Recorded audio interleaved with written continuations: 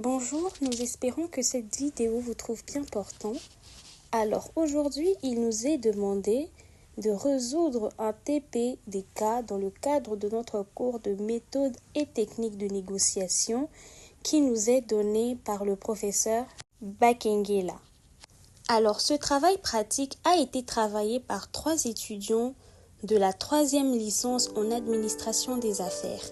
Parmi ces 3 étudiantes, il y a l'étudiante Amoume Yoa Sarah et l'étudiante Ilunga Neema Keren et enfin l'étudiante Kiema Atebe Ketia. Nous allons alors rapidement passer au premier cas. Et pour être plus précis, ce premier cas nous demande de résoudre le conflit entre la RDC et le Rwanda en identifiant les préalables pour trouver un accord à ce conflit, avant et pendant la négociation.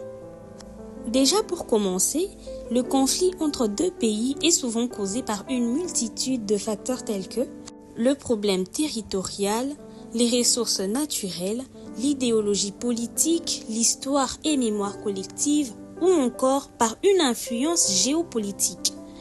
Et dans tous les problèmes que nous venons de citer, nous pouvons trouver le même cas qui a causé le même conflit entre la RDC et le Rwanda. Alors, comme il nous est demandé de trouver un accord à ce conflit avant la négociation et pendant la négociation, nous disons que, avant n'importe quelle négociation, il est crucial d'établir un climat propice à la discussion, cela par une analyse des racines du conflit. Ce qu'on veut dire par là, c'est qu'il faudrait comprendre les enjeux historiques, politiques et économiques qui alimentent les tensions entre les deux pays. Ensuite, nous avons aussi la création d'un cadre de dialogue. On veut dire par ici mettre en place un environnement neutre et respectueux où les deux parties peuvent discuter sans hostilité.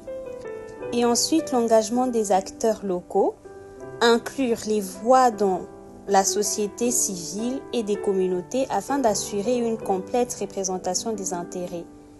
Ensuite, on a la mise en place de confiance, ce qui veut dire renforcer les liens entre les parties par les échanges culturels ou des rencontres préliminaires informelles. Et enfin, pendant la négociation, lors des négociations, il faudrait que chaque partie soit à l'écoute des préoccupations de l'autre et qu'il fasse preuve de flexibilité pour trouver des solutions mutuellement bénéfiques. Plutôt que de s'en tenir à des positions rigides, il serait important d'explorer des compromis créatifs qui répondent aux intérêts légitimes de chacun.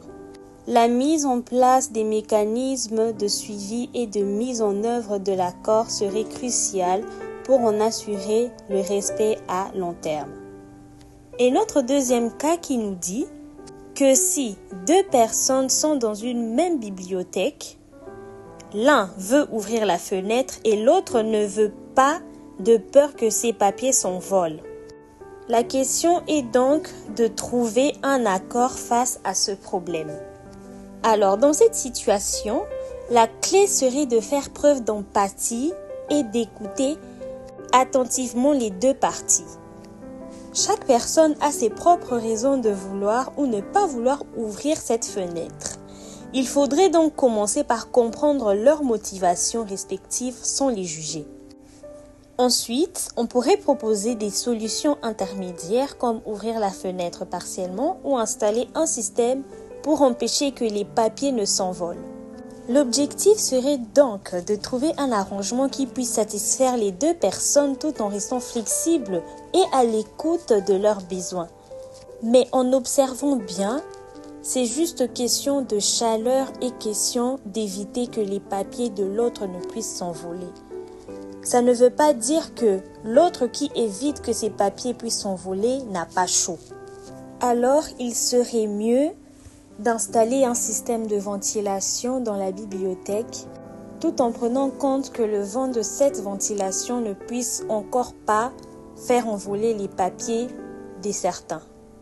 Nous allons enfin passer au 3e cas qui nous demande Quel est le meilleur processus pour attirer l'attention de quelqu'un par nos dires? Attirer l'attention de quelqu'un nécessite une approche réfléchie et stratégique dans notre manière de communiquer. Voici quelques étapes clés. Nous pouvons utiliser un langage clair et engageant. Par là, nous voulons dire choisir des mots simples et directs qui transmettent clairement le message ou encore utiliser un ton enthousiaste qui capte l'intérêt. Deuxièmement, nous pouvons poser des questions ouvertes et par là, nous voulons dire encourager la personne à s'impliquer dans la conversation en posant des questions qui nécessitent plus qu'un simple oui ou non. Par exemple, quelles sont vos pensées sur ce sujet? Et troisièmement, raconter une histoire captivante. Et par là, nous voulons tout simplement dire utiliser des anecdotes ou des exemples concrets pour illustrer les points de vue. D'où nous avons plusieurs manières d'attirer l'attention de quelqu'un par nos dires.